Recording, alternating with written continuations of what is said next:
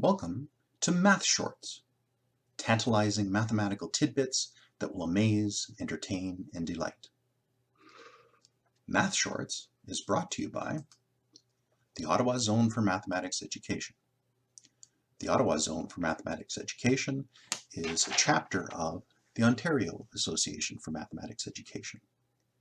Information about both organizations can be found in the information for this video. In this episode of Math Shorts, we're going to look at an interesting problem called the locker problem. And the problem goes like this.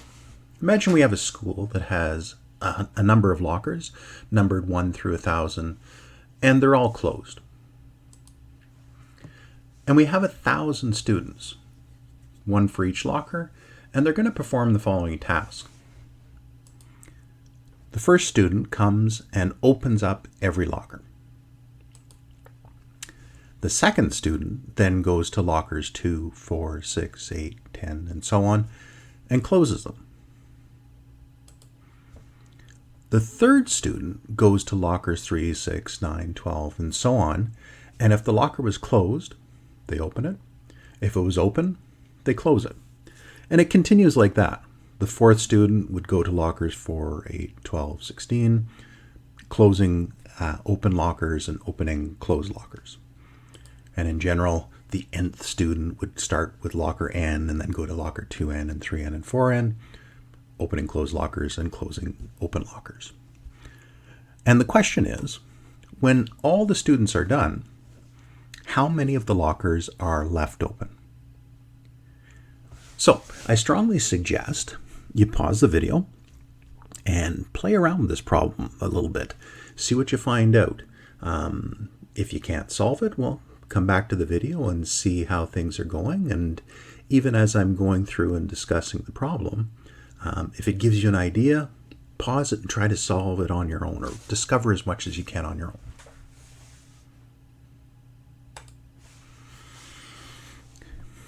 In the 1940s, mathematician George Polya wrote a book called How to Solve It. And this is a classic math book.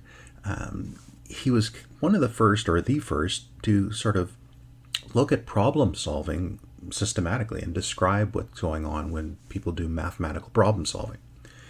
And as a result, you've probably in your schooling seen methods for solving problems that are based on Polya's.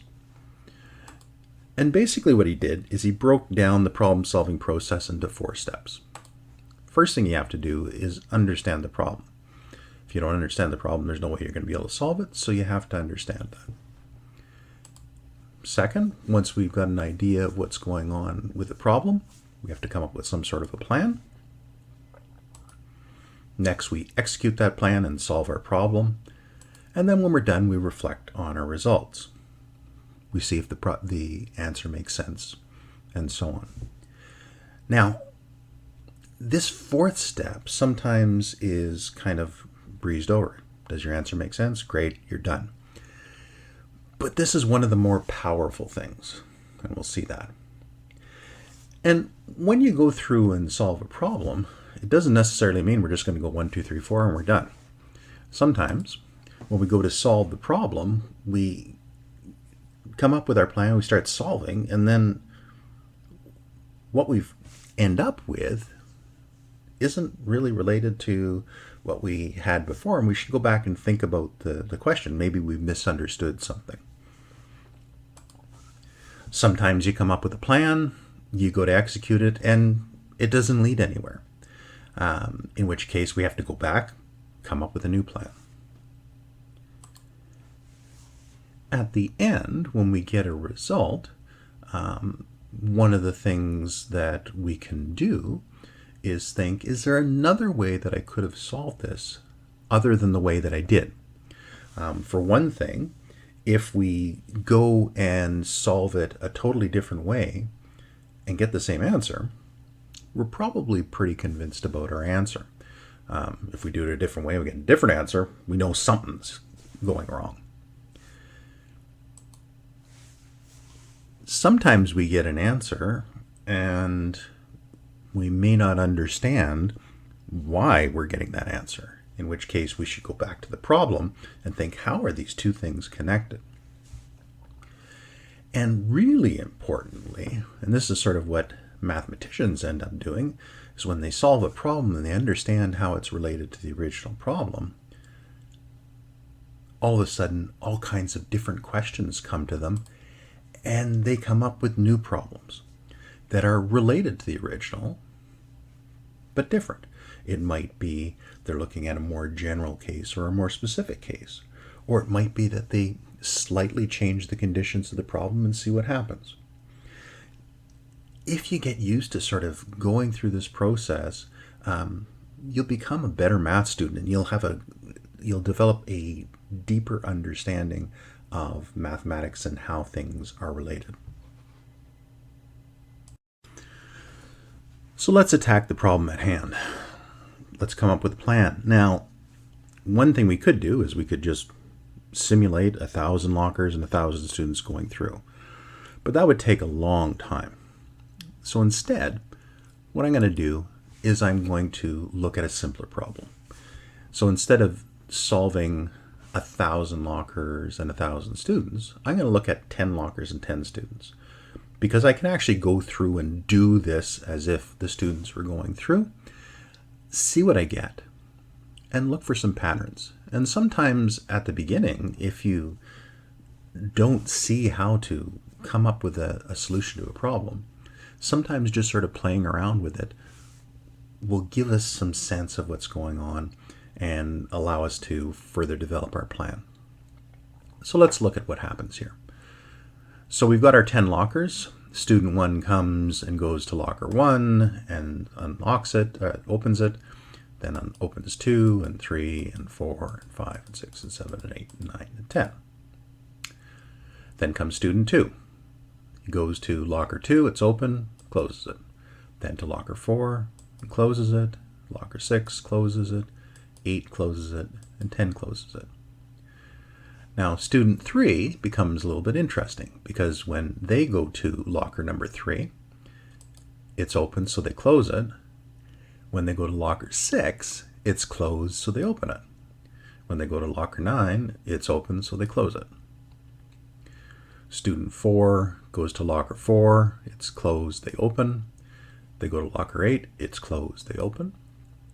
Student 5 goes to locker 5, it's open, so they close it. Locker 10 is closed, so they open it. Student 6 goes to locker 6, it's closed, it's open, so they close it. And there's no locker 12, so that's the only thing they do. Student 7 closes locker 7. Student 8 closes locker 8. Student 9 opens locker 9. And student 10 closes locker 10. So we're left with lockers 1, 4, and 9 open. If you think you know how to solve the problem at this point, I suggest you pause the video, see if you can come up with an answer, and then come back to the video and see how you're doing. Let's make a couple of observations from what we just did. First of all, the number of lockers changed by each student goes down. The first student changed all 10 lockers, the next one only did 5, and so on. Now, occasionally, like student 4 changed 2 lockers and student 5 changed 2 lockers, but later students will never change more than the one before them. It'll either be the same or less. When we got to the halfway point, after the 5th student, each student's only going to change 1 locker, sort of their locker. And if we looked at our end results, it looks like the perfect squares are the ones that seem open. 1 was left open, and 1 is 1 times 1. 4 was left open, and 4 is 2 times 2. And 9 was left open, which is 3 times 3. Now, we could use this, go off and get the answer, and we'd be right. But just because we find a pattern doesn't necessarily mean that that pattern's going to continue. We really should go and justify this. In other words, see if you can figure out why the perfect squares seem to be the ones that are left open.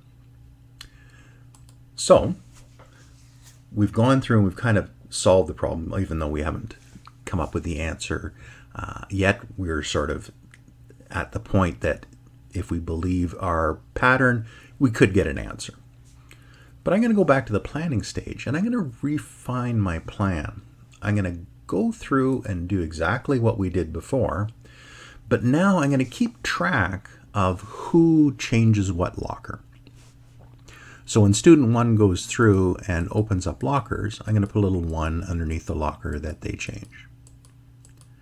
Similarly, when student 2 goes through, every time they change a locker, I'm going to note it at the bottom. Student 3, student 4, student 5, and then students 6, 7, 8, 9, and 10. Now, when we're done, we should look at what's going on with the numbers underneath our locker. Take a look at these things and see if you notice anything. Maybe pause the video and see if you can figure out what's going on.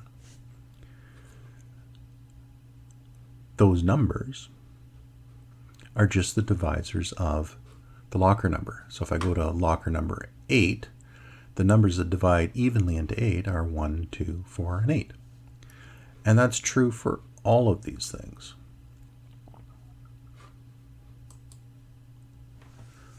Now we're really interested in why the heck the perfect square should be the one left open. So remembering that divisors are numbers that divide into a number, or factors is another name for it. What we're going to do is we're going to take our divisors and use them to write our number as a product.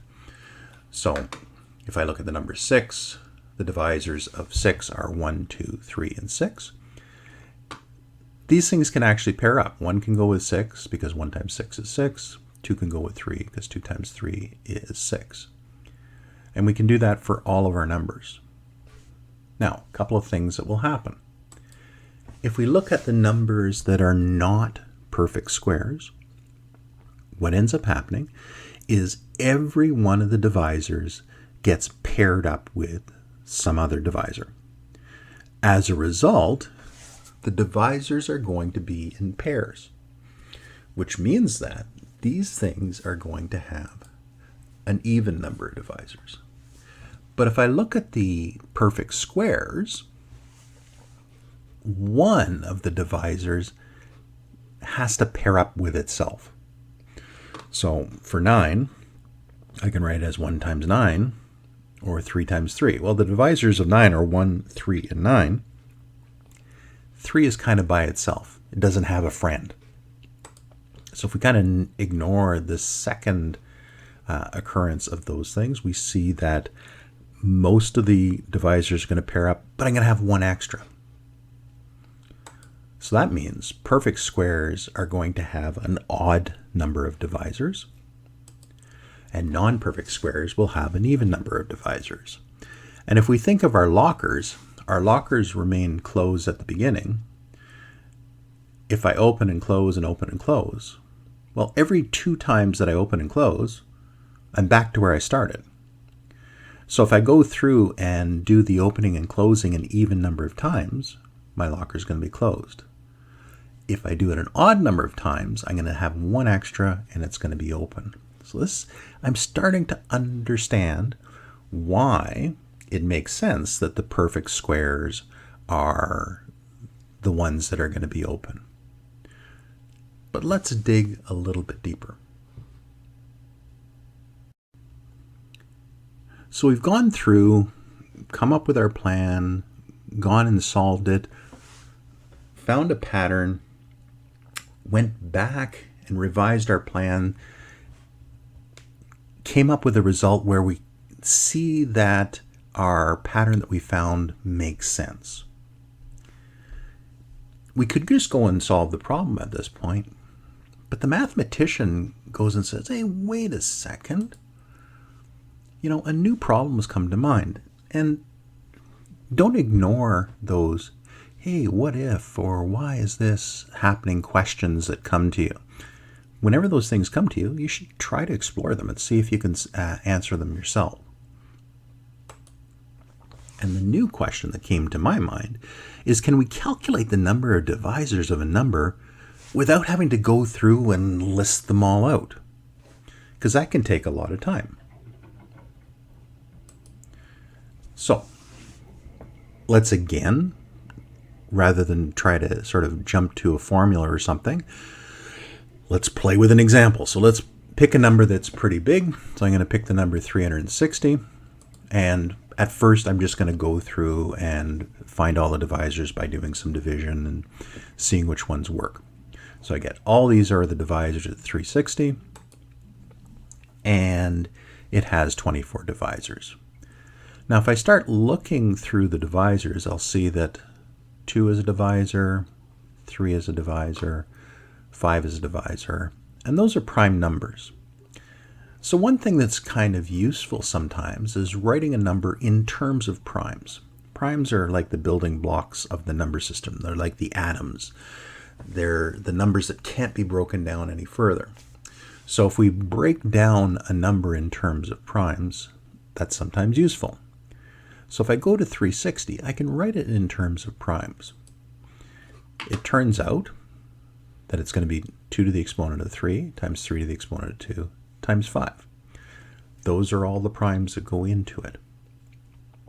Now, what if we go to our list and write them in terms of the prime factorizations?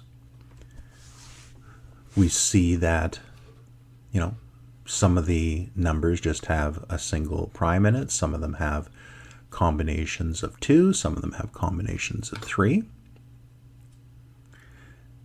So let's go one step further. One interesting property of exponents is that if we write something to a 0 exponent, we can think of that as 1. And if we do that with our divisors, we can rewrite all those divisors so that they all have 2s and 3s and 5s in it. It's just sometimes they have none. So 1 is actually 2 to the 0 times 3 to the 0 times 5 to the 0. And if we write it this way, we see that every number is going to have 2s, 3s, and 5s. The 2 part is going to have the exponent of 0 or 1 or 2 or 3. The 3 is going to have exponent of 0 or 1 or 2. And 5 is going to have an exponent of 0 or 1. So let's rewrite these divisors in a different way that helps us to sort of see how we can calculate these number of divisors. So we know that any divisor of 360 is going to have either a 2 to the 0, 1, 2, 3, or 1, 2, or 3. So I've got 4 possible choices for our 2's.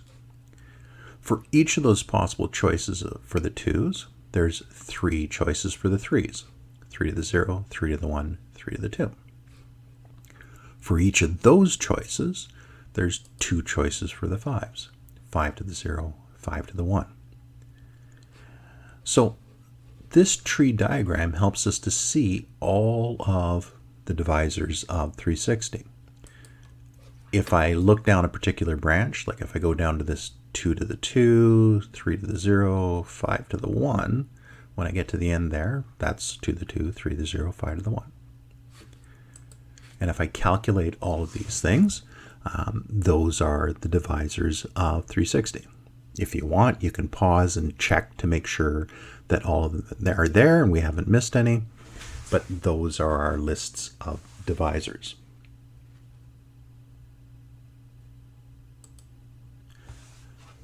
So, one thing mathematicians like to do is come up with abstract notation, but even though it may look abstract, it gives them a way to describe things easily. So mathematicians use this function d of n to count divisors. D for divisors, n for the number. So what does that mean? Well, the divisors of 6 are 1, 2, 3, and 6. So using this notation, we'd say d of 6, the number of divisors of 6, is 4. There's 4 of them. Now, suppose we have a number that we know its prime factorization. N is going to be some prime to some exponent times some other prime to another exponent times some other prime to another exponent, and so on down the line for several primes. We saw that for dn, it means that for this first prime, I've got choices of anything from 0 to e1. Well, if I want 1 to e1, there'd be e1 choices. But I've got an extra one, that's 0. So I've got e1 plus 1 choices to fill up the prime 1s. When I go to prime 2, I've got everything from 0 to e2, which means there's e2 plus 1. Prime 3 is going to be the same thing, prime 4, prime 5. So right down the line, I'm just taking these exponents, adding 1 to them, and multiplying those things all together, and that gives us our number of divisors. So if we look at our early example, 360 was 2 to the 3 times 3 to the 2 times 5. If we use this formula, it says that d of 360 should be 3 plus 1 times 2 plus 1 times 1 plus 1. And if we work that out, it's 4 times 3 times 2, which is 240, which is what we saw.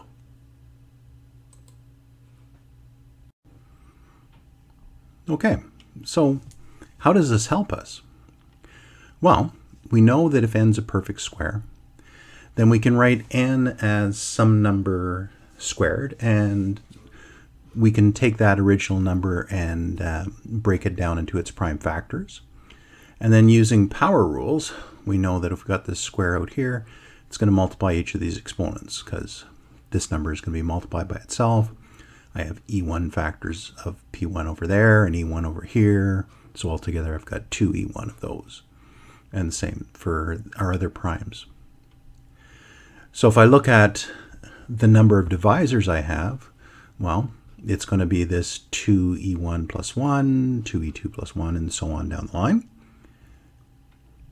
Which means that that's an odd number, this is an odd number, this is an odd number, this is an odd number, which means that an odd times an odd times an odd times an odd is an odd, which tells us that if n is a perfect square, it has an odd number of divisors, which we thought from before, but this gives us another demonstration of why that's going to be true, which sort of makes us feel a little bit more confident about that. So now, if we look at something like 576, which is 24 squared, and 24 is 8 times 9, 8 times 3, which is 2 cubed times 3, squared gives us 2 to the 6 times 3 squared. So the number of divisors of 576 is going to be 6 plus 1 times 2 plus 1, or 7 times 3, which is 21, which is our odd number. And again, the first few times we sort of use a new idea, it might be worthwhile to go and check out all the factors longhand just to make sure that it makes sense. And there we have our 21 divisors, which means that we're set to solve our problem. So the answer to our problem, we know that the ones that are going to be open are going to be the perfect squares. Well, how can we find out how many perfect squares? Well, the square root of 1,000 is 31.6, which means to get 1,000, we have to take 31.6 and a bit times itself, which means that the smallest perfect square, or the biggest perfect square smaller than 1,000 is going to be 31 squared, which means that there's going to be 31 perfect squares less than 1,000, which means that there's going to be 31 lockers left open when the students are finished.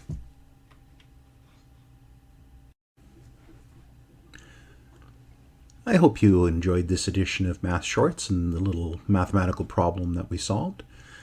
Keep in mind some of those ideas from George Polya when you're solving the problem, especially when you get to the end, thinking about not only do I have the answer, but can I understand why the answer is what it is?